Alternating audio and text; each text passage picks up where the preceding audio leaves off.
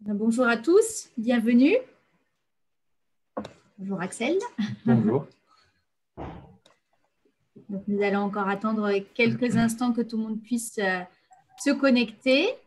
Alors, je vous demanderai, pour ceux qui ont accès au micro, de bien désinstaller votre micro pour ne pas gêner les différentes interventions. Bonjour.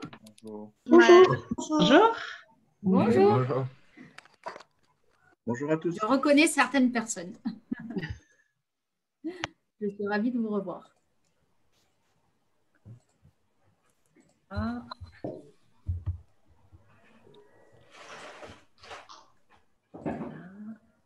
On va encore attendre quelques instants que tout le monde puisse bien se connecter et pouvoir commencer à l'heure. Bienvenue déjà à tous ceux qui nous rejoignent et merci. Bonjour.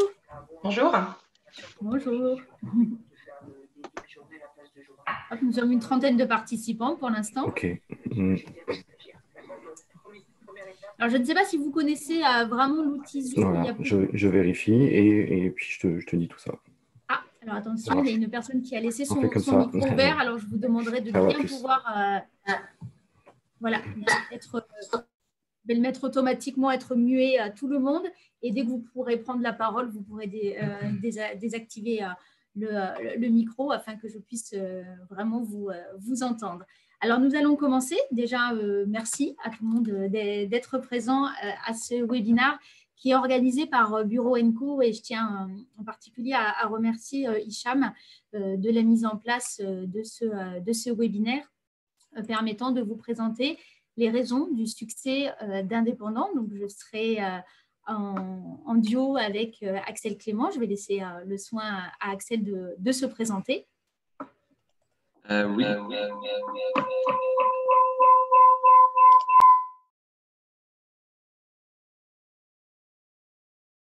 On remet le micro. Bon, vous allez voir la caméra de Maël, mais c'est bien moi qui parle. Donc, bonjour à tous.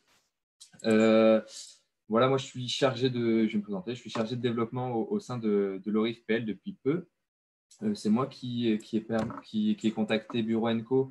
Parce que je les connaissais déjà de l'ancienne entreprise à laquelle je travaillais et je les ai contactés par rapport à leur professionnalisme et surtout leur accessibilité et vraiment cette mentalité d'aide aux entreprises et aux entrepreneurs. Donc merci encore à eux d'avoir répondu à l'appel. Sur ce webinaire, je m'occuperai du chat. Vraiment, j'aiderai Maël à voir toutes vos questions. On aura deux pauses, une au milieu du webinaire pour répondre à l'oral sur certaines questions. Et voilà, si on n'a pas le temps de toutes les faire, moi, je pourrais écrire directement dans le chat pour répondre à certaines d'entre elles. Voilà, je laisse Maël reprendre la parole du coup.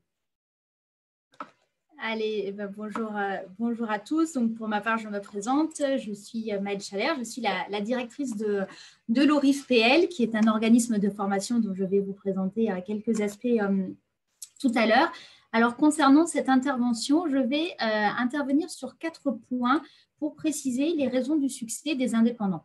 Premièrement, je vais faire un petit rappel sur l'évolution du monde du travail et de comprendre pourquoi aujourd'hui, il y a un boom de la création d'entreprises en France. Ensuite, je vous apporterai quelques chiffres clés sur l'entrepreneuriat et comprendre les sources de motivation des entrepreneurs, mais également les freins à la création d'entreprises. Ensuite, je ferai un parallèle sur les caractéristiques entre le salariat et l'indépendant, notamment pour toutes les personnes qui veulent créer leur entreprise et qui sont actuellement salariés d'une entreprise. Et enfin, nous verrons les différentes étapes d'une création d'entreprise afin de conclure sur les raisons du succès d'Indépendant. Pendant ce temps, je vous conseille de pouvoir mettre directement dans la conversation votre activité professionnelle et si vous avez déjà créé votre activité. Par exemple, vous allez pouvoir me dire « j'ai créé mon activité il y a 5 ans et je fais partie du domaine de l'artisan ». Du commerçant ou de la profession libérale. Ça nous permettra après de pouvoir aussi échanger sur ce sujet. Donc, en attendant, quelques mots de présentation sur l'ORIF PL. Donc, nous sommes un organisme de formation. Nous avons été créés depuis plus d'une vingtaine d'années de cela par l'Union nationale des professions libérales et on est vraiment là pour aider, informer, préparer et accompagner les professionnels qui dépendent du secteur des professions libérales. Donc, on verra tout à l'heure quelles sont les professions qui dépendent du secteur des professions libérales dans le monde des indépendants et on verra également tout à l'heure quels sont vraiment les besoins de notre organisme. Donc, pour commencer, quelques mots rapides sur l'évolution du monde du travail. Ce qu'il faut savoir, bien évidemment, c'est que l'évolution et le monde du travail bougent. Il évolue notamment parce que de plus en plus, on prend en compte la volonté d'une meilleure séparation entre vie personnelle et vie professionnelle.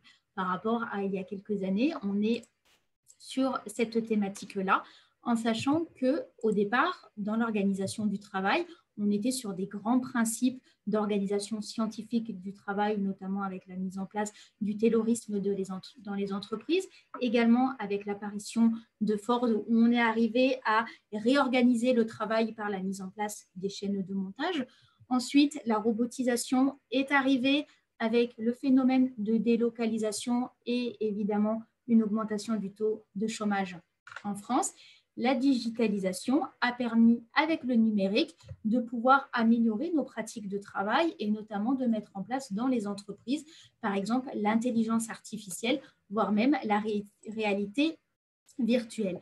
Dernièrement, et on l'a vu, la mise en place dans le monde du travail de ce qu'on appelle le télétravail, de pouvoir vraiment travailler à domicile. Et toutes ces raisons nous font penser qu'il y a une augmentation de la création d'entreprises parce que d'un point de vue vraiment de la société, le monde du travail a évolué. Sachez qu'en 2030, actuellement, 85% des emplois ne sont pas encore connus aujourd'hui. C'est ce qu'on appelle le phénomène des nouveaux métiers, où on n'est plus du tout sur des métiers qui sont traditionnels et connus. Et en 2030, on sait que 85% des emplois ne sont pas connus à ce jour. Et d'ailleurs, il y aura beaucoup d'emplois qui sont liés à la création de l'entreprise, donc à être indépendant. Qui dit que le monde du travail bouge, dit évidemment que c'est une question de génération, et notamment lorsque je parle de génération, je parle des différentes générations et qu'est-ce qu'on recherche dans le monde du travail. Pour faire un parallèle entre les différentes générations, notamment la génération X, Y et Z, sachez que les valeurs recherchées dans le travail sont totalement différentes.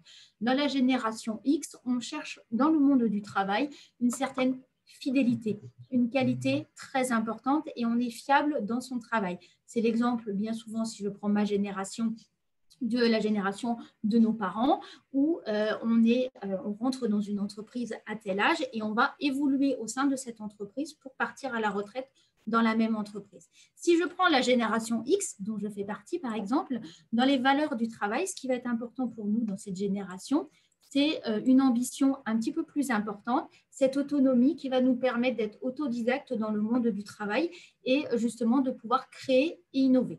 La génération qui est actuellement sur le marché du travail, dont fait partie Axel par exemple, qui est la génération Z, a une mobilité bien plus importante, donc forcément fluctue au niveau du monde du travail, avec une certaine impatience dans les tâches qui sont effectuées et on commence à être sur de la responsabilité sociale. Pour la génération qui arrive, qui est la génération alpha, c'est toutes les personnes qui sont nées après les années 2000. Dans le monde du travail, ils recherchent un certain savoir, ils sont très attachés à la e-réputation, donc évidemment les réseaux sociaux, et ont en charge une certaine volonté d'une responsabilité environnementale et aussi liée à la biodiversité. Tout cela nous fait penser qu'aujourd'hui, la quête du Graal n'est pas forcément d'obtenir un CDI, et au contraire, on voit que sur cette nouvelle génération qui arrive sur le monde du travail, les raisons de l'indépendant font vraiment et donnent vraiment envie de créer une entreprise. Un petit constat assez simple sur le temps passé au travail et la différence entre combien de temps je passe quand je suis salarié d'une entreprise et combien de temps je passe au travail lorsque je ne suis pas salarié d'une entreprise. Il y a eu une évolution sur les dernières années où on passe un petit peu moins de temps au travail et ça va vraiment avec cette volonté première que je vous ai annoncée de vouloir mieux concilier sa vie personnelle et sa vie professionnelle avec une augmentation bien sûr du temps de loisir. Sachez qu'actuellement, sur l'année 2018, une personne qui est indépendante passe environ 50 heures à travailler alors que quelqu'un qui est salarié bien sûr à temps plein hein, on est sur plutôt 39 heures en moyenne. Donc oui, si vous voulez être indépendant, il faudra peut-être travailler un petit peu plus que lorsqu'on est salarié. Voilà pour vous expliquer les différents points qui sont liés à la création d'une entreprise et de comprendre cette évolution du travail qui va vous permettre de comprendre pourquoi aujourd'hui il y a tant de création d'entreprises et vous apporter quelques chiffres clés sur l'entrepreneuriat. Alors l'entrepreneuriat, c'est entreprendre, être indépendant et souvent on se pose la question, et bien souvent moi les libéraux que j'accompagne au quotidien vont me dire, ben moi j'ai envie d'avoir ma propre carte de visite, moi j'ai envie d'être président, directeur général de mon entreprise, moi je veux cette possibilité de pouvoir refuser des clients, je veux adapter mon organisation avec le temps de travail pour faire du sport, pour garder mes enfants. Tout le monde a des motivations qui sont différentes et on va les voir au fur et à mesure de la présentation. Déjà, ce qu'il faut savoir, c'est qu'il y a eu un boom de l'augmentation de la création d'entreprises, notamment avec l'apparition en 2009 du régime à l'époque qui s'appelait l'auto-entreprise. Maintenant, ce régime a changé de nom et on l'appelle le régime de la micro-entreprise. Ce régime a vu le jour au 1er janvier de l'année 2009 et on voit clairement sur ce graphique l'augmentation du nombre de créations d'entreprises. Sachez qu'à l'origine, le régime de l'auto-entreprise avait vu le jour uniquement pour les personnes qui étaient soit retraités et qui voulaient continuer à exercer leur activité professionnelle, soit pour les étudiants qui voulaient tester une activité professionnelle, soit également pour les salariés qui voulaient un complément d'activité avec un complément de revenus. Au final, ce régime a vraiment explosé, il y a eu un boom de la création d'entreprises. Aujourd'hui, c'est plus de la moitié des entreprises en France qui sont créées sous le régime de la micro-entreprise et on verra tout à l'heure quelles sont justement les caractéristiques du régime de la micro-entreprise et pourquoi aussi ce succès fait un succès au niveau des indépendants. Maintenant, quelles sont les motivations des entrepreneurs? Bien souvent, quand je dis que je travaille pour le monde des indépendants, on me dit toujours « Ah, mais les indépendants, c'est les plus nantis, c'est ceux qui gagnent mieux leur vie. » Alors, on n'est pas du tout dans ce schéma-là. Et justement, ce n'est pas la motivation première de gagner plus d'argent. Sachez que la motivation première à des entrepreneurs pour être indépendants est de donner du sens à sa vie et notamment de donner un sens à ce qu'ils vont faire, que ce soit dans le monde de l'artisanat, dans le monde du commerce ou dans le monde des professions libérales. Ça paraît peut-être anodin de le dire comme ça, mais je pense que c'est très important d'en prendre conscience. On n'est plus du tout à l'époque, en effet, du travail à la chaîne. Aujourd'hui, la génération demande à comprendre ce qu'on fait, demande à évoluer dans ce domaine d'activité. Et c'est vraiment la première raison, c'est faire un travail qui nous plaît. Donc, on est loin du système du salariat avec des missions qui peuvent moins nous intéresser. On a vraiment envie de donner du sens à ce qu'on fait et se sentir autonome. Bien sûr, la deuxième motivation est élever son niveau de vie, mais quand je parle d'élever son niveau de vie, ce n'est pas forcément gagner plus d'argent, c'est avoir une rémunération plus juste, du moins une rémunération qui est plus liée à son cœur d'activité, à ce qu'on va proposer en tant qu'indépendant et bien évidemment profiter de la vie. Cela veut dire l'augmentation du temps pour les loisirs, pour le sport, pour la famille, pour les amis, qui prend une part beaucoup plus importante dans le monde actuellement économique. Les motivations vont donner bien sûr les raisons pour entreprendre, parce qu'on peut être motivé, mais quelles sont vraiment les raisons, pourquoi on a envie de créer, pourquoi on a envie de s'installer, pourquoi on a envie de s'immatriculer. Première raison, parce qu'on a envie d'être libre et indépendant. Alors là, je vais reprendre tout simplement la définition des indépendants. Et si je prends la définition du mot freelance, ça veut vraiment dire être libre dans la façon de travailler. Ça ne veut pas forcément être libre et être seul, parce qu'attention, il ne faut pas confondre être indépendant et être seul. Être indépendant signifie bien sûr, souvent, il y a une personne une fois qui me dit « Mais Maëlle, en fait, être indépendant, c'est être dépendant de nos clients et de nos patients. » Bien sûr, parce que c'est grâce à votre prestation de service ou votre prestation d'activité commerciale que vous allez pouvoir avoir une rentrée d'argent et pouvoir gagner votre vie. Et une des raisons principales est vraiment dans l'épanouissement au travail qui va permettre justement de déclencher l'acte d'entreprendre. Évidemment, il existe des freins à l'envie d'entreprendre. il existe deux freins majeurs. Le premier frein, c'est vraiment lié à une histoire qui est liée du financement de l'entreprise et justement le manque de moyens financiers. Alors, bien sûr, tout va dépendre du secteur d'activité dans lequel vous êtes, mais je vais prendre l'exemple, par exemple, d'un commerce. Bien sûr, au niveau du moyen financier, il faut un local professionnel, il faut acheter le stock de matière. Donc, on peut être vite dans cette situation de je manque de moyens pour créer mon entreprise. Quand on est dans une prestation de service, notamment libérale, quelquefois, on a moins besoin d'avoir d'investissement dans le cadre de son entreprise. Et alors, le frein qui est le plus important, c'est la paperasse administrative. Dans d'autres termes, évidemment, ce sont les procédures administratives à effectuer pour pouvoir se lancer. Alors, évidemment, les procédures administratives, j'ai envie de dire, même quand on est salarié, c'est quelque chose qui peut aussi nous faire peur dans le système franco-français. Vous inquiétez pas, il existe des solutions, il existe des organismes qui sont là pour vous aider, vous accompagner et vous former à justement bien comprendre les différentes étapes. Et c'est ce qu'on va voir évidemment dans le cours de mon intervention. Je dis souvent que les indépendants, c'est comme un Rubik's Cube.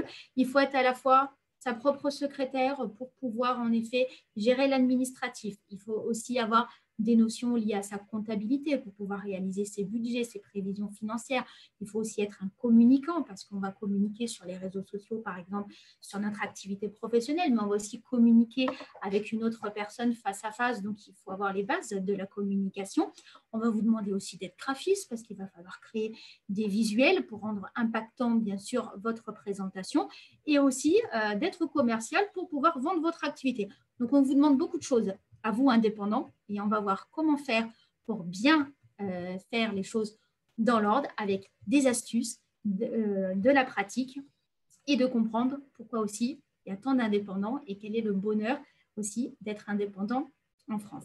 Voici sur les deux premières parties, pour vous donner quelques statistiques. Je ne sais pas, Axel, si j'ai des questions précises sur la première intervention ou si je peux continuer sur les caractéristiques du salariat et des indépendants. Pas de réponse générale, juste beaucoup de création d'entreprises en 2021. Super. Donc, voilà, c'est plutôt un discours plus aussi dans la création et je pense qu'il y aura beaucoup de réponses apportées sur la deuxième partie. Ok, super, merci. Alors, je vois certains participants que je connais bien, je les remercie d'être présents. N'hésitez pas aussi à vous interagir pour ceux qui ont déjà créé leur entreprise, car a priori, j'ai plutôt des personnes qui sont en projet de création d'entreprise. Donc là, justement, je vais vous expliquer dans cette partie quelles sont les grandes caractéristiques du salariat et de l'indépendant. Parce que bien évidemment, être chef d'entreprise, ça se prépare. J'ai envie de dire, être salarié, ça se prépare aussi, sauf que dans toutes les études, même au collège et au lycée, on ne nous apprend pas à être indépendant, à connaître les différents interlocuteurs, les différentes façons de faire pour être indépendant. Et il y a quelques petites notions à maîtriser avant de se lancer, évidemment, en tant qu'indépendant. Alors, j'ai essayé de faire court et j'en suis déjà désolée, ce n'est pas le sujet le plus glamour que je vais vous présenter aujourd'hui, mais j'espère vous donner du moins l'envie d'être indépendant. Je tiens à rappeler qu'un travailleur indépendant exerce en totale indépendance. Il exerce aussi sous sa propre responsabilité, il est libre dans son travail et il n'a pas de lien de subordination.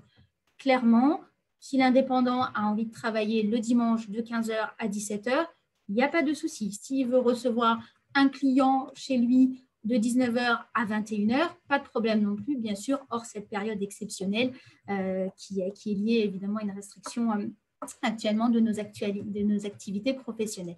J'attire votre attention aussi sur le fait que quelquefois, il existe ce qu'on appelle le salariat déguisé et j'attire vraiment l'attention là-dessus parce que l'URSSAF est très vigilante sur ça, sur ce qu'on appelle la requalification du contrat d'indépendant en contrat salarié. Ça va être le cas par exemple d'une personne qui était salariée d'une entreprise, qui admettons va demander une rupture conventionnelle avec son employeur, va obtenir la rupture conventionnelle et son employeur va lui dire « Tiens, tu n'as qu'à te mettre en auto-entreprise et tu vas me facturer la prestation de service. » Ah, attention, parce que si vous n'avez qu'un seul client, que c'est en plus votre ancienne entreprise, que vous avez un bureau qui est dans l'ancienne entreprise, que vous êtes conditionné à des horaires de travail, que vous avez exactement les mêmes fonctions qu'un salarié, on pourrait requalifier ce contrat d'indépendant. Et il y a des risques tant pour vous en tant qu'indépendant, mais aussi pour l'entreprise. Donc, faites vraiment attention à ça Et les services de l'URSSAF sont là aussi pour répondre à toutes vos questions si vous avez un doute quant à l'exercice de votre travail en tant qu'indépendant. D'un point de vue juridique, c'est très différent d'être salarié et d'être indépendant. Je vais prendre un exemple tout simplement. Par exemple, Axel, en face de moi, il est salarié de l'ORIF-PL. Donc, il a un contrat de travail. Dans ce contrat de travail, il a la liste des missions qu'il doit effectuer avec des horaires qui sont notés. Et pour, à chaque fois, chaque fin de mois, il reçoit un salaire qui est lié à sa prestation effectuée dans l'entreprise. Au niveau de sa protection, il est managé aussi. Il a des personnes qui sont au-dessus de lui pour aussi pouvoir l'orienter et le coacher dans sa façon de travailler. Et il a une direction et l'employeur est le président de l'ORIF-PL.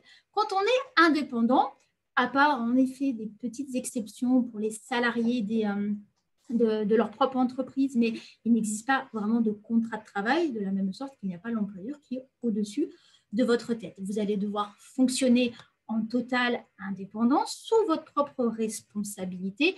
Et ça, on en parle beaucoup pour les indépendants de la propre responsabilité qu'on a. On n'est pas à l'abri de dire ou de faire des bêtises. Donc, il va falloir davantage vous responsabiliser. C'est le rôle, bien sûr, des assurances qui sont là pour vous protéger. Et j'insiste vraiment aussi sur l'importance des écrits juridiques, notamment pour les indépendants, c'est ce qu'on appelle les devis, les lettres de mission, les conventions de partenariat. Il va falloir vous protéger, vous, indépendants. J'ai souvent eu le cas de personnes qui sont venues me voir en disant « Non, mais t'inquiète, moi, Maëlle, mon client, c'est la belle-mère de ma meilleure amie, il n'y a pas de souci, elle va me payer. » Puis au final, il arrive que cette personne ne la paye pas. Qu'est-ce qui se passe si derrière, il n'y a pas eu un devis qui a été signé, qu'il y a eu une lettre de mission qui permet vraiment de réaliser le contrat entre deux prestations. Donc, je vous invite bien évidemment au démarrage de votre entreprise à faire appel à des spécialistes. Il existe évidemment des avocats qui sont là pour vous aider à régir et à mieux vous protéger. Moi, j'ai toujours ma petite casquette, ok, je suis indépendant, mais protégez-vous pour justement avoir du succès dans votre entreprise. Il faut le savoir aussi que d'un point de vue fiscal, il y a une différence entre le régime des indépendants et le régime salarié. Alors, gros challenge pour moi en si peu de temps de vous expliquer toute la fiscalité et la comptabilité, je n'y arriverai pas, mais je vais essayer juste de vous donner quelques astuces pour vraiment comprendre comment ça se passe, notamment pour ceux qui n'ont pas encore été indépendants. Je vais prendre un exemple tout simple. Je suis salarié et ensuite je vais passer à je suis indépendant. Vous savez qu'en France, on gagne de l'argent et on doit le déclarer à l'administration fiscale. Et c'est sur les revenus que nous gagnons que l'administration fiscale va calculer le montant de l'impôt. Ce n'est pas si simple que ça parce que bien évidemment, l'administration fiscale prend en compte aussi ce qu'on appelle le foyer fiscal, c'est-à-dire est-ce que je suis mariée, est-ce que je suis pacsée, est-ce que j'ai des enfants qui sont à charge. Tout cela vient dans la complexité administrative de la fiscalité. Mais si on peut faire très simple, je vous donne un exemple. Je suis salarié d'une entreprise. Donc, c'est mon cas, par exemple, je suis salarié de l'ORIF-PL. Au 31 décembre, lorsque je reçois mon bulletin de paie, j'ai marqué mon salaire net imposable. Je sais que c'est ce salaire net imposable qui va être directement intégré dans ma déclaration fiscale. Sur ce salaire net imposable, bien sûr, j'ai pris en compte tous les montants qui ont été versés par mon employeur. Sachez que quand ce montant vient directement dans la déclaration qu'on appelle la fameuse 2042, au niveau de la fiscalité, je vais avoir le montant de mes revenus qui va apparaître. Et en fait, si je ne fais rien de particulier, sachez que comme je suis salarié de mon entreprise, j'ai un abattement qui va automatiquement s'appliquer. Et cet abattement est de 10% parce que l'administration fiscale estime que j'ai eu des frais professionnels pour aller à mon travail de environ 10% de mes revenus. Donc, en fait, c'est comme si j'étais imposée sur 90% de ce que je gagnais. Soit au contraire, je vais vous dire, ah non, moi j'habite très très loin de mon lieu d'exercice, j'utilise mes propres moyens pour aller travailler et j'ai beaucoup de frais qui sont liés à mon activité professionnelle. Donc, je choisis une déduction qui est aux frais réels. Rendez-vous sur le site des impôts pour bien comprendre ces différences et qu'est-ce qu'on a le droit évidemment de déduire ou non dans sa déclaration fiscale. Sauf qu'à partir maintenant, il y a quelques années, il y a eu la mise en place de ce qu'on appelle le prélèvement à la source. C'est-à-dire que directement, moi, salarié, quand je reçois mon revenu directement, c'est mon employeur qui a payé l'impôt pour moi par la mise en place de ce qu'on appelle le prélèvement à la source. Et j'ai dû communiquer, bien sûr, avec l'aide de l'administration fiscale, le taux de mon impôt qui est directement calculé sur mes revenus. Ce que je voulais vous dire, c'est que le taux de prélèvement n'est pas forcément révélateur de l'ensemble de vos revenus. Souvent, j'ai eu ça comme remarque en me disant « Ah, mais Maëlle, si je communique à mon employeur tel taux, il va savoir quel est l'ensemble de mes revenus. » Pas forcément, parce qu'on peut personnaliser ce taux. Et je vous invite à aller sur le site internet impôt.gouv.fr, rubrique particulier, et de pouvoir faire justement les différentes estimations, notamment si par exemple vous êtes marié et que le conjoint a un revenu qui est plus faible ou au contraire beaucoup plus haut que vous, pour avoir et adapter, d'ailleurs c'était le slogan du prélèvement à la source, c'est vraiment adapter l'impôt au niveau de votre vie et des différents changements qu'il peut y avoir au niveau de votre situation personnelle. Ça, c'est le cadre quand je suis salarié. Un tout petit peu plus complexe, mais pas tant que ça, quand je suis indépendant.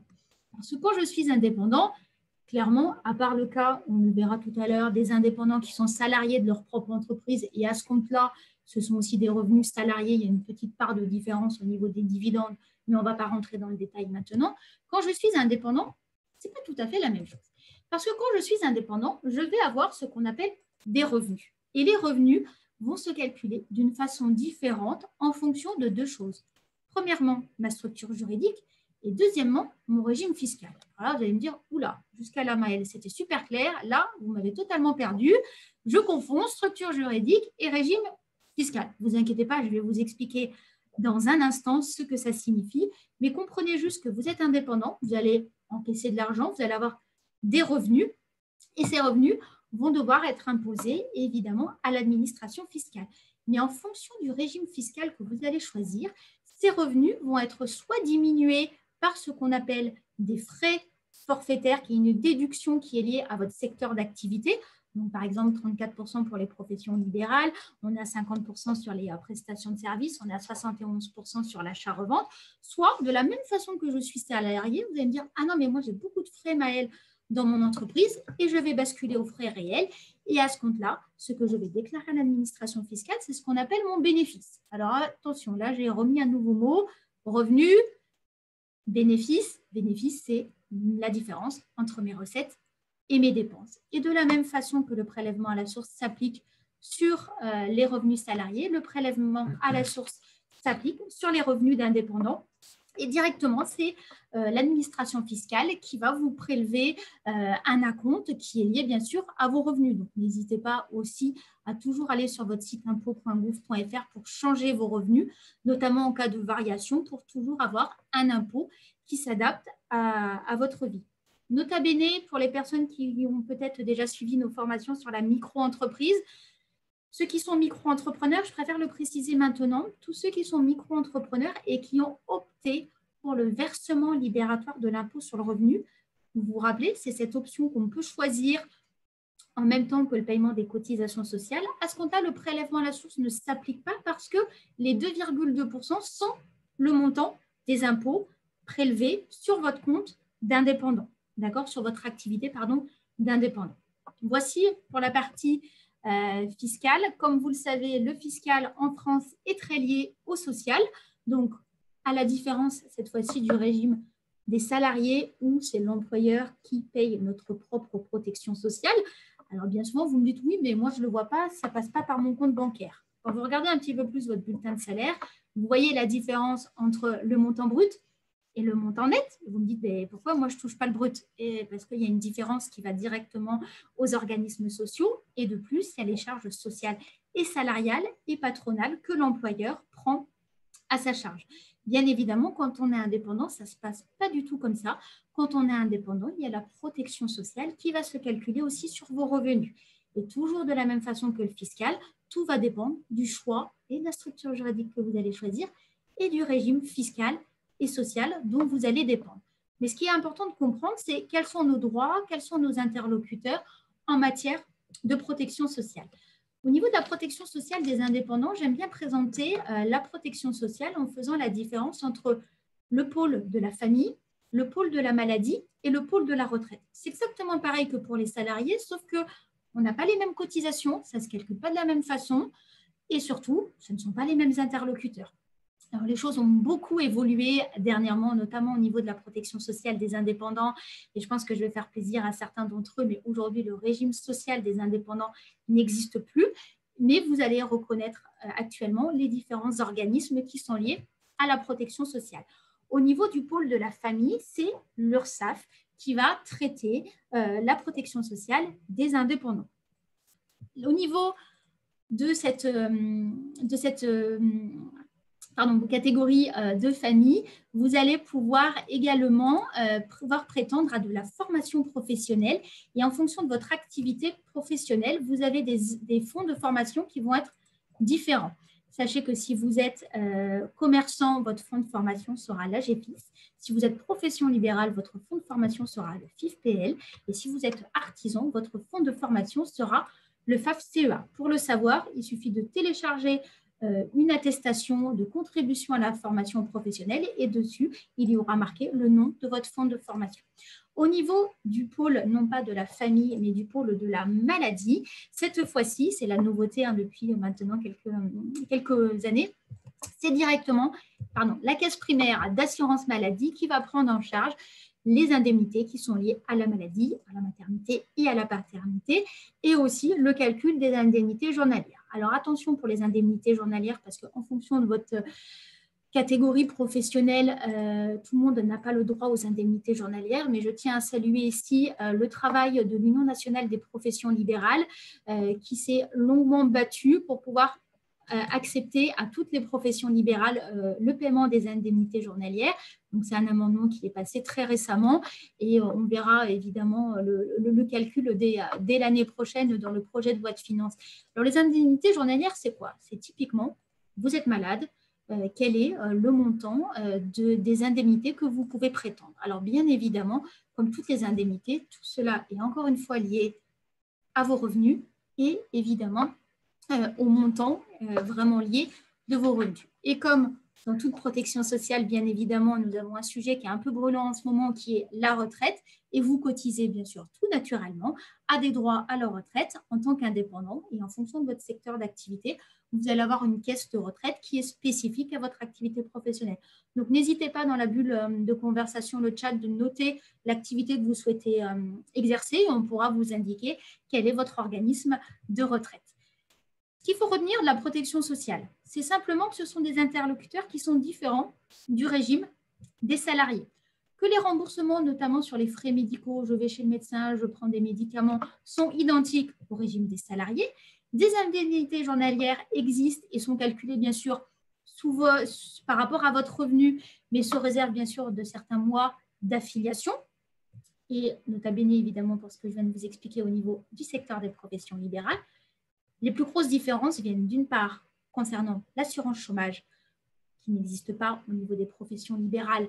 À proprement parler, vous voyez, il n'y a pas une cotisation qui est identique sur l'assurance chômage, même si on vous l'expliquera en formation qu'il existe aussi des possibilités pour prétendre à des allocations chômage, et aussi l'accident du travail. Je tiens à attirer votre attention sur le fait que, bien sûr, vos prestations sont liées aux revenus que vous déclarez.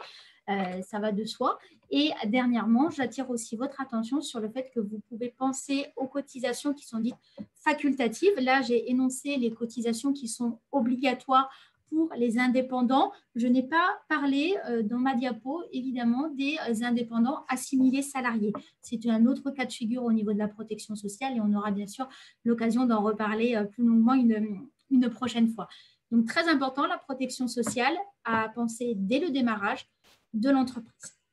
Dernière partie, comment justement cumuler cette activité de j'ai une idée, je vais aller jusqu'à la création de mon entreprise, comment faire, qui peut m'aider et comment mieux m'orienter en tant qu'indépendant. Déjà, première chose, ce qu'il faut retenir de par où vous devez commencer, j'aime beaucoup présenter ce schéma normalement lors de mes formations, c'est de dire que c'est votre activité qui va déterminer votre statut. Alors, c'est quoi son activité? C'est vraiment se dire qu'est-ce que je vais faire, qu'est-ce que je vais proposer, qu'est-ce que je vais vendre. Vous avez le droit d'avoir plusieurs activités, donc activité avec un S au pluriel. Et en fonction, ça sera l'activité qui sera la plus importante, qui va déterminer ce qu'on appelle votre statut. Alors, le statut, c'est lié à l'activité, on va en parler dans un instant. Et une fois qu'on a déterminé ces deux premières étapes, on va devoir se focaliser sur quelle est ma structure juridique et quel est mon régime fiscal et social. Alors, c'est là où généralement, on confond un petit peu tout parce que ce sont des notions très juridiques, j'en suis désolée, mais on va essayer de vous expliquer dans le détail comment vraiment faire pour arriver dans l'ordre à bien créer son activité professionnelle. Alors, mon activité, bien évidemment, détermine mon statut. Alors, il existe plusieurs statuts en France et comme je vous l'ai conseillé tout à l'heure, n'hésitez pas à indiquer l'activité que vous souhaitez créer afin qu'on puisse vous dire si vous dépendez du monde des artisans, du monde des commerçants ou du monde des professions libérales. Alors, juste pour vous rappeler quelques petites notions assez importantes, notamment au niveau du secteur que je connais bien des professions libérales, sachez qu'à l'époque, les professions libérales étaient définies à la négative, c'est-à-dire que c'était toutes les activités qui ne dépendaient ni de la loi au niveau du code de l'artisanat, ni du code de commerce. Donc, c'était très difficile de savoir qui est profession libérale. D'ailleurs, je suis sûre qu'on aurait pu faire un petit tour de table en disant, mais tiens, qui est profession libérale? Parce que bien souvent, on se dit, les professionnels libéraux sont les activités les plus connues, les avocats, les médecins, les chirurgiens dentistes, les masseurs kinésithérapeutes. Et en fait, non, dans les activités des professions libérales, plus de la moitié des activités libérales représentent ce qu'on appelle les activités non réglementées, les coachs, les consultants, les formateurs, les thérapeutes, toutes les personnes qui vont réaliser une prestation de service, notamment dans le bien-être de la personne ou le bien-être des entreprises. Dans le monde des indépendants aussi, nous avons le statut très particulier des agriculteurs et aussi des artistes-auteurs et aussi le statut des agents commerciaux gérés aussi par le greffe du tribunal de commerce. Donc, n'hésitez pas à me noter un petit peu les activités que vous souhaitez faire afin qu'on puisse mieux vous orienter vers l'organisme qui sera le plus compétent pour vous accompagner et vous former à la réussite de votre création d'entreprise. Alors, ce statut va vous permettre de faire quoi? Eh bien, de définir votre structure juridique.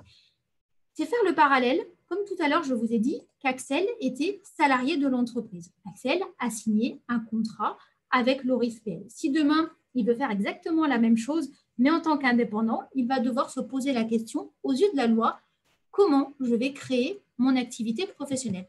Et Axel va se poser plusieurs questions. Axel va dire, est-ce que mon activité est risquée ou non? Alors attention, toutes les activités d'indépendants sont risquées. Ne me dites pas, oh non, non, moi, mon activité n'est pas du tout risquée. Il existe évidemment des assurances qui sont là pour vous protéger. Deuxièmement, Axel va me dire, est-ce qu'il a envie de s'associer? Ah ben oui, tiens, Axel aimerait bien s'associer avec Maël, ou au contraire, pas du tout, il veut être le seul maître à bord de son activité et il veut être seul. Est-ce qu'il a besoin d'investissements particuliers dans son entreprise? Il va me dire non, j'ai besoin juste de mon ordinateur et de ce que j'ai dans ma tête pour travailler. Au contraire, me dire ah non, non, pas du tout, j'ai besoin d'un local professionnel, j'ai besoin d'une table, d'une chaise, de bureau, de plein de matériel informatique et j'ai besoin évidemment d'un budget de départ pour créer mon activité. Et enfin, tout va dépendre aussi de sa situation personnelle. Est-ce qu'Axel est marié? Est-ce qu'il a des enfants? Parce que tout est lié à son propre patrimoine personnel. Et en fonction de ça, attention, il existe une multitude de structures juridiques. L'idée, c'est de se dire, tiens, est-ce que pour moi, c'est plus avantageux d'être en entreprise individuelle ou au contraire d'être en société? Mais alors, quand on parle de société, on me dit, mais Maëlle, on m'a déjà parlé de la SAS, de la SASU, de l'URL, de la SARL. Qu'est-ce que c'est que cela? Cela sont ce qu'on appelle des sociétés.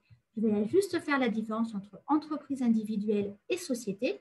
Si Axel choisit l'entreprise individuelle, il exerce, il est le seul maître à bord de son activité professionnelle et il est responsable sur l'ensemble de ses données personnelles liées à ses risques professionnels. Au contraire, quand on est en société, on a une responsabilité qui est liée aux apports qui sont effectués dans la société. Ça, c'est notre but à l'ORIF-PL, de vous expliquer tout ce jargon et de se dire, mais tiens, en fait, comment je vais créer mon activité? Parce qu'une fois qu'on a fait cette première étape, et j'attire votre attention sur le fait que c'est la première étape, on peut passer à la seconde étape, qui est le régime fiscal et social. Et c'est à partir de là que vous allez choisir si vous souhaitez être en micro-entreprise, c'est ce qu'on appelle l'ex-auto-entreprise. Si au contraire, vous préférez être à un régime réel, à savoir si est-ce que vous allez être imposé sur des bénéfices industriels et commerciaux, ce qu'on appelle les BIC, ou au contraire des bénéfices non commerciaux. Ne vous inquiétez pas, ce n'est pas du tout une insulte, c'est la façon dont on va payer l'impôt par rapport à notre catégorie professionnelle. C'est à partir de cette étape-là où on va définir votre bénéfice, vos revenus et essayer de calculer vos taxes, vos impôts et vos cotisations sociales. Donc, c'est peut-être un petit peu complexe là aujourd'hui, mais vous allez voir que si vous faites bien toutes les étapes au préalable, ça se passera super bien. Et en plus, je fais confiance à certains de mes formateurs qui sont présents ici pour vous expliquer ça dans le détail parfaitement. Parce que bien évidemment, pour pouvoir créer son entreprise, il y a différentes étapes à franchir. La première, bien évidemment, ça va être de bien définir votre idée. Des idées, moi j'en ai tous les jours des idées. Maintenant, une idée qui vraiment derrière va procéder à une création d'entreprise, ça, j'en ai pas tous les jours encore. Parce que pour cela, il faut que je réalise une étude de marché et un budget prévisionnel. Et c'est ça qui va me permettre d'immatriculer mon entreprise. Immatriculer mon entreprise, ça veut dire quoi? Ça veut dire obtenir le fameux sésame de la création d'entreprise, mon numéro SIRET qui va me permettre, aux yeux de la loi, d'être indépendant et d'exercer mon activité. Bien évidemment, dès la création de mon activité, j'ai quelques démarches supplémentaires à effectuer, que ce soit par exemple l'ouverture d'un compte bancaire lié à mon activité professionnelle, ça peut être l'adhésion à un centre de gestion agréé ou une association de gestion agréée, faire appel aussi à des syndicats qui sont là pour défendre les intérêts de mon activité professionnelle et bien évidemment le développement de son entreprise. Et j'ai envie de dire, ce qui est le plus difficile en tant qu'indépendant, c'est pas ce que je viens de vous raconter, même si vous allez me dire, oula, vous avez dit trop de notions, c'est très compliqué. En fait, le plus difficile, c'est de faire l'étude de marché, le budget prévisionnel et de développer votre entreprise. Mais évidemment, il existe des astuces. Premièrement, pour réaliser son étude de marché, il y a 4 grandes questions à vous poser. Premièrement, quel est le produit que vous allez vendre? Quand je parle de produit, je parle bien évidemment aussi de service et c'est vraiment d'expliquer qu'est-ce que vous allez faire. Je donne souvent l'exemple, je ne sais pas s'il y en a parmi nous, des sophrologues. Le sophrologue, c'est exactement ce qu'il fait, mais par contre, quand il parle à une autre personne de la sophrologie, c'est un petit peu plus flou pour lui. Il faut vraiment aller dans cette première étape de qu'est-ce que je vends comme service, qu'est-ce que je vends comme produit, d'aller vraiment à je le vends à qui, pourquoi je fais ça, qu'est-ce que je fais, qu'est-ce que je ne fais pas. Ce qui va vous permettre de passer à la deuxième étape qui est quelle est la place que je vais occuper, c'est-à-dire est-ce que j'exerce à mon propre domicile, est-ce que j'exerce directement au sein de mes clients, de mes patients, ou au contraire, est-ce que je fais appel à Bureau & Co et je vais directement dans leurs espaces de coworking ou au contraire dans un bureau très spécialisé. C'est maintenant qu'il faut se poser la question.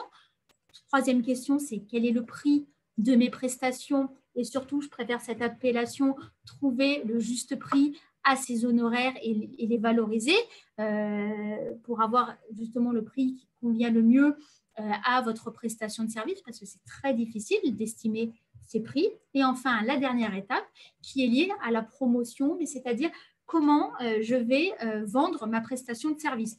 Il y a les réseaux physiques, il y a les réseaux sociaux, il y a la façon de se présenter, il y a les prescripteurs. Il faut penser un petit peu à tout ça. Comme j'ai dit tout à l'heure au niveau des indépendants, on va vous demander beaucoup de choses. Ça va vous permettre, cette étude de marché, de vraiment réaliser votre plan d'action commerciale et de savoir ce que vous pouvez faire, ce que vous ne pouvez pas faire, ce que vous pouvez faire maintenant ou ce que vous pouvez faire dans 1 an, 2 ans, 3 ans et évoluer en tant qu'indépendant. Dans les étapes d'étude de marché, vous allez aussi vous poser des questions qui peuvent vous paraître très, très simples et pourtant qui sont source vraiment d'énergie dans le monde de votre entreprise. C'est de vous dire quelles sont mes forces, quelles sont mes faiblesses, quelles sont les opportunités qui se présentent à moi et quelles sont les menaces. Je vous donne un exemple. Admettons demain, je veux créer un restaurant vegan. Si je veux créer un restaurant vegan, je vais vous dire que mes forces, j'adore la cuisine. Mes faiblesses, je vais vous dire, je ne suis pas cuisinier. En opportunité, je vais vous dire, il y a de plus en plus de personnes qui font attention à leur alimentation. Donc, c'est une opportunité pour moi de créer cette entreprise. En menace, je vais vous dire qu'actuellement, la culture administrative française ne permet pas vraiment au restaurant de pouvoir s'épanouir. Donc, ça paraît compliqué. C'est ça, et réaliser cette analyse. Et ça va vous permettre, évidemment, de pouvoir définir votre plan d'action. Dernière étape concernant la création de votre entreprise, c'est de réaliser les fameux budgets. Alors, pour ceux qui me connaissent, vous savez que j'adore le budget et j'en connais une aussi qui adore encore plus que moi le budget prévisionnel et c'est une étape essentielle. C'est l'étape essentielle déjà, d'une part, pour vous lancer, mais après, pour piloter votre entreprise, pour pouvoir rebondir et pouvoir faire toutes les dépenses prévisionnelles et aussi être un bon gestionnaire d'entreprise. Un bon gestionnaire d'entreprise, c'est quelqu'un qui a une idée de ce qu'il va encaisser en fonction de ses clients, de la vente de ses services, par rapport évidemment à toutes les dépenses qui sont liées à son activité professionnelle, et ce qui va permettre bien évidemment de définir son bénéfice, de pouvoir choisir ensuite les régimes fiscaux liés à l'activité professionnelle. En sachant que des budgets, alors là j'ai pris une version vraiment très très simple du budget. Le top de chez Top, c'est de pouvoir faire un budget de trésorerie et savoir quel est votre niveau de trésorerie, bien sûr, par rapport aux encaissements et aux décaissements que vous allez pouvoir réaliser, de pouvoir faire également un plan de financement, savoir où vous allez et de pouvoir faire ce fameux budget prévisionnel, ne serait-ce que pour vous installer, mais aussi pour budget prévisionnel N+1, N+2. Alors, pour vous aider dans toutes ces démarches, il existe un tas d'organismes qui sont là pour vous accompagner et pour vous conseiller. Et j'attire votre attention sur le fait que déjà, première chose, ne restez pas seul dans la création de votre entreprise. Il faut vous informer. Il ne faut pas hésiter à demander de l'aide pour pouvoir être accompagné, de passer par la voie de la formation pour acquérir des nouvelles compétences, de peut-être faire appel aussi à des personnes qui sont là dans le coaching pour vous aider tout simplement à vous développer. Et on voit dans ce petit nuage de mots un tas d'organismes qui est là pour vous aider. Ça passe par les experts comptables, ça passe par les avocats, ça va passer par les professionnels, la chambre des métiers, bien évidemment, pour les artisans, la chambre de commerce et d'industrie pour les commerçants et les industriels, l'ORIFPEL, bien évidemment, pour les professions libérales. Mais vous pouvez aussi faire appel à des coachs indépendants, à des formateurs indépendants pour pouvoir vous aider à concrétiser le projet de votre entreprise. Pour conclure, deux petites choses essentielles avant de pouvoir laisser la parole à Axel pour vous présenter l'ORIF et aussi pouvoir répondre à toutes les questions. Déjà, quelle est la checklist des indépendants? Je vais vous donner les petits secrets de la checklist des indépendants. Premièrement, pour moi, et c'est hyper important, c'est toujours vous rappeler pourquoi vous avez voulu être indépendant, pourquoi vous avez voulu donner un sens à votre carrière professionnelle, qu'est-ce qui vous a motivé à être indépendant, parce que bien évidemment, c'est très fluctuant. Et vraiment, j'ai une grosse pensée actuellement pour tous les indépendants parce que c'est dans une période qui n'est vraiment pas facile pour eux. Et je pense qu'à chaque fois, ils sont dû se recentrer sur eux-mêmes en se disant pourquoi j'ai voulu être indépendant et quelles ont été les raisons qui m'ont poussé à être indépendant. Deuxièmement, bien évidemment, vous informer et vous former, mettant au démarrage de votre entreprise que tout au long de votre activité professionnelle, avec deux possibilités. Des formations qui sont liées à votre cœur de métier.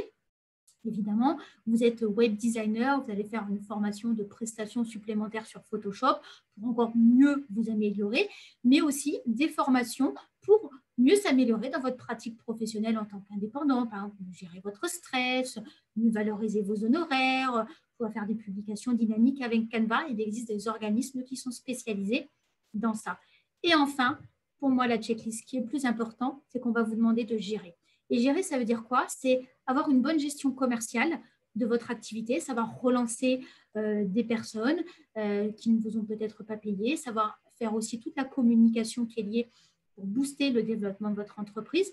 Bien évidemment, de gérer votre entreprise d'un point de vue budgétaire qui va vous permettre de toujours prévoir, toujours anticiper, toujours piloter et évidemment, on l'a vu pendant cette crise, de savoir rebondir toujours et être force de proposition. Parce que pour conclure, les qualités actuellement des indépendants et ce qui va être demandé et recherché, ça va être de pouvoir avoir une certaine forme de conviction, être passionné dans ce que vous allez faire, avoir évidemment la confiance en soi est quelque chose qui est primordial lorsqu'on est indépendant, avoir une certaine forme de créativité, d'être évidemment bien organisé, vous l'avez vu, ne serait-ce que sur le volet gestion-administration, d'être aussi réaliste par rapport à la nature de l'activité et au sens actuel, d'avoir évidemment de la patience, avoir de l'ambition. Et évidemment, j'ai oublié ma citation préférée, donc je reviens juste sur la diapo avant, qui est une citation évidemment d'un entrepreneur qui est très très célèbre, de Steve Jobs, qui dit, et j'adore cette citation et je trouvais que pour conclure, c'était la meilleure chose que je pouvais vous dire, que la seule façon pour ma part de réussir est vraiment d'aimer ce que vous faites. Parce que les échecs, on les perçoit tous d'une façon très différente. Par exemple, aux États-Unis, l'échec est très bien vu. On n'est pas du tout comme en France où l'échec est quelque chose de plutôt vécu comme quelque chose de frustrant. La chose à toujours se dire, c'est OK, vous êtes indépendant, et bien mettez du cœur à ce que vous faites. Faites-vous aider par des professionnels qui sont là pour mieux vous accompagner et mieux vous aider. Et vraiment, quand vous faites ça avec le cœur, ça va beaucoup mieux. Voilà, je vous remercie pour votre attention. Je laisse la parole à Axel pour vous présenter quelques diapos de l'ORIF. Et je reviens d'ici 2 minutes avec vous pour pouvoir répondre à vos questions.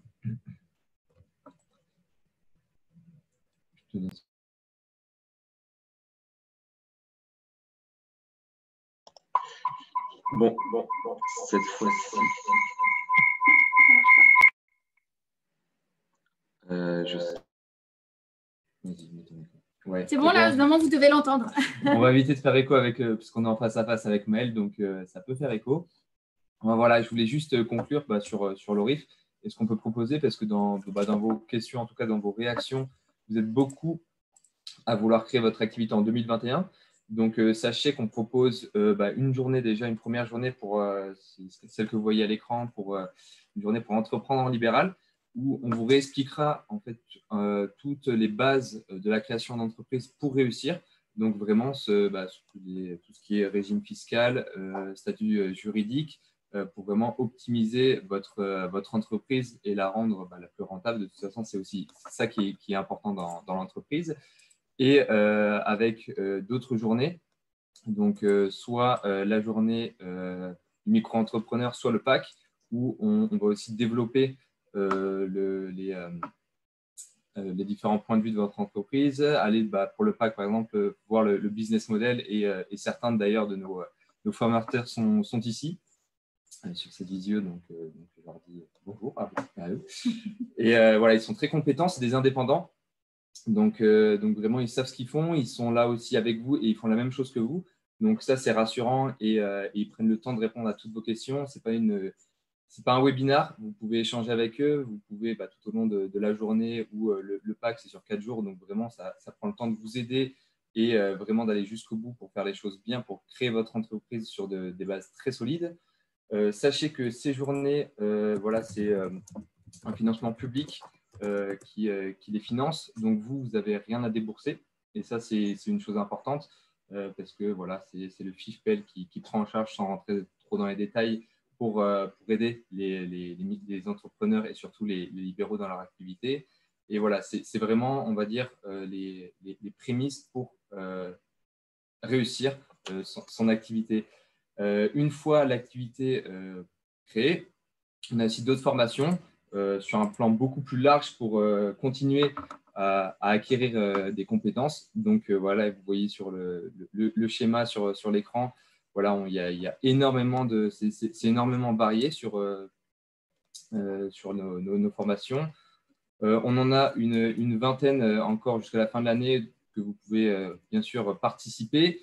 Ici encore, il y a le financement public qui rentre en jeu. Donc, vous avez 2 jours par an qui vous sont, on va dire, attribués, où là aussi, vous n'avez rien à débourser. Donc, c'est aussi très intéressant.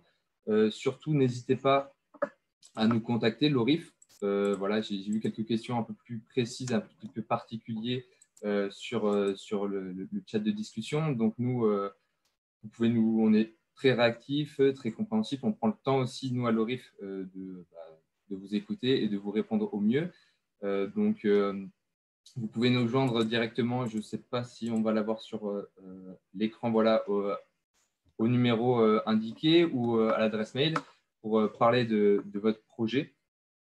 Voilà, si certains d'entre vous, je vois que… voilà, merci à Philippe qui donne un avis positif sur les formations. Donc voilà, vous pouvez peut-être même lui poser des questions si vous voulez en privé pour échanger avec lui sur comment ça s'est passé. Voilà, donc, nous, on est vraiment un organisme d'aide. Hein, je le répète, on est là pour vous accompagner. Et c'est vraiment avec grand plaisir qu'on répond à toutes les questions. Nos formateurs, c'est la même chose. On les prend aussi parce qu'ils sont dans cette mentalité-là. Et voilà, donc on a hâte de vous accueillir au sein de l'ORIF si vous n'y étiez pas déjà venu. Et bien sûr, évidemment, formez-vous parce que c'est aussi une clé du succès. Voilà, donc merci Axel pour la présentation. Je tiens aussi à remercier en effet Philippe parce que la vie client est vraiment très, très important pour nous. Sachez qu'on a vraiment à cœur d'accompagner les activités libérales pour faire voilà, de votre entreprise un succès. Nous, c'est notre cœur de métier, l'administratif, le monde des structures juridiques, des régimes fiscaux. Donc, on pourra vous expliquer. Mais bien sûr, on fait surtout appel à nos formateurs indépendants dans certains domaines d'activité pour pouvoir toujours vous informer davantage, augmenter vos compétences parce que vous l'avez vu, la génération du travail évolue, la société évolue aussi, donc on n'attend pas tout à fait la même chose. Je pense toujours à mon ancien président qui me disait toujours que quand il s'est installé en libéral, les attentes étaient totalement différentes à aujourd'hui, donc ça c'est important de le savoir. Donc je vous ai laissé toutes mes coordonnées sur la diapo que vous voyez. Vous pouvez nous contacter directement via notre site web pour ceux qui n'ont pas fait les formations. Vous pouvez trouver les dates des formations. Actuellement, nous faisons les formations en visioconférence. Vous pouvez aussi, me trouver sur les réseaux sociaux, sur la page Facebook spécialement créée pour cela, Amael Chalère Pro, et aussi sur LinkedIn. Vous trouvez toutes les informations qui sont liées à l'ORIF-PL. Donc, je vais me permettre de répondre à quelques questions aussi qui ont été notées dans le chat. Si vous avez d'autres questions, n'hésitez pas en fonction. Alors, pour Nathalie Segui qui me pose quel est le régime de retraite pour les sophrologues. Alors, en fonction de la date d'installation, mais si elle n'a pas encore créé, sa caisse de retraite sera la Sécurité sociale des indépendants. Voilà le nom de la caisse de la caisse de retraite. Donc voilà, n'hésitez pas vraiment à partager. Je vous remercie d'avoir été disponible. Désolée pour votre pause déjeuner qui est un petit peu décalée pour ça. On aura le plaisir de vous retrouver sûrement avec Bureau Inco dans d'autres domaines, ou alors nous, l'ORIF-PL, on aura l'occasion aussi de pouvoir vous retrouver dans d'autres aussi sujets. Merci beaucoup à tout le monde et au plaisir de vous revoir s'il n'y a pas d'autres questions.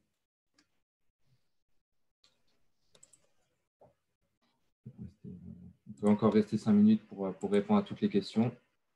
Voilà, et puis vous dire merci. Moi aussi, un grand merci à ceux qui ont suivi ce webinaire avec nous et à bientôt.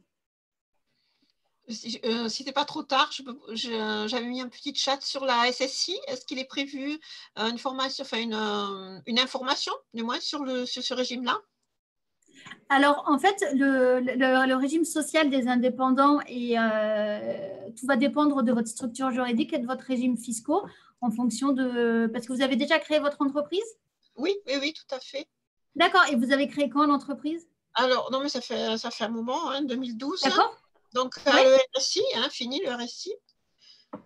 C'est ça. En fait, le régime social des indépendants, parce qu'il existait deux régimes sociaux des indépendants. Il y avait le régime social des indépendants des artisans et des commerçants et le régime social des indépendants professions libérales.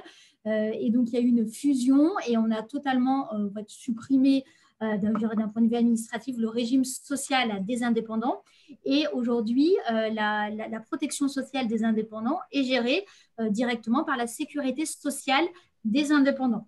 Donc, en fait, c'est en fonction aussi de votre caisse de retraite qu'on va pouvoir mieux vous orienter sur quelle est la nature de votre protection sociale. Alors, moi, c'est la CIPAV. D'accord. Donc, vous êtes à la CIPAV et donc vous avez ce fameux droit d'option de rester à la CIPAV ou de basculer à la sécurité sociale des indépendants. C'est bien ça? Oui, c'est ça, absolument. Voilà, OK. Donc, pour l'instant, en effet, donc, comme vous êtes affilié à la CIPAV, vous avez ce fameux droit d'option qui se réalise, où vous pouvez, alors à ce jour encore, on va dire, rester à la CIPAV ou alors basculer au régime de la sécurité sociale des indépendants. Malheureusement, là, moi, à ce stade, je n'ai pas plus d'informations à vous donner. Je sais que les équipes de la CIPAV se mobilisent en région pour pouvoir organiser des rendez-vous et faire un point sur votre situation.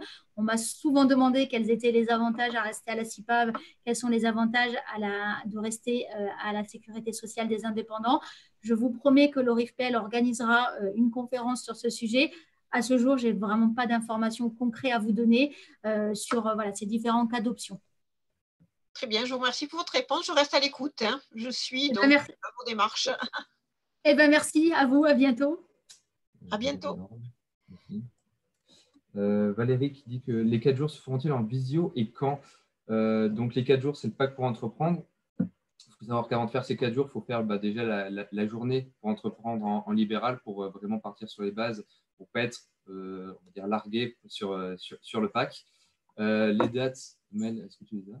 Alors, les dates, là, je ne les ai pas en tête, excusez-moi, mais elles sont visibles sur le site web.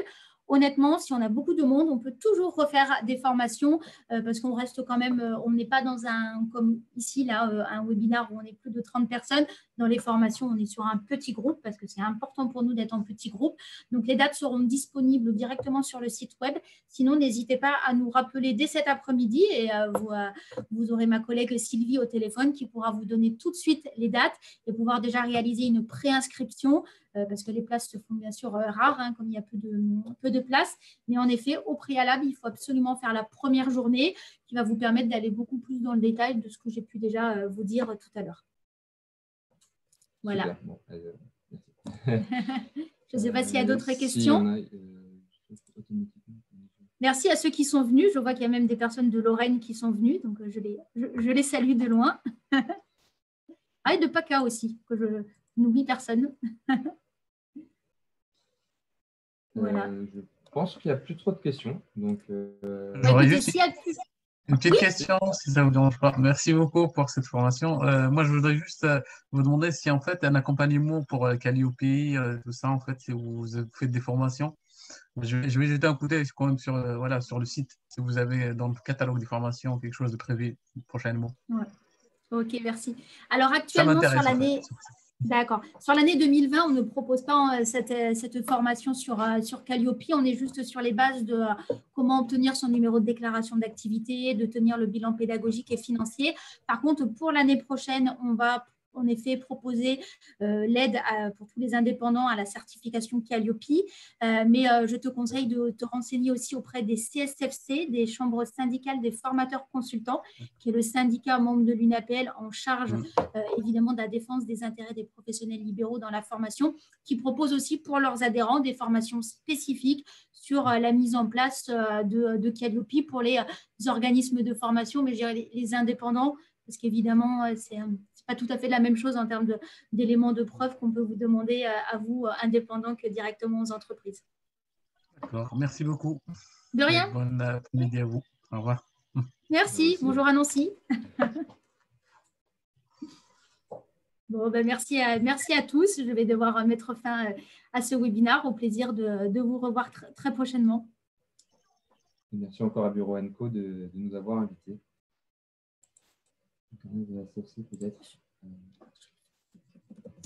On regarde ça tout de suite sur les coordonnées.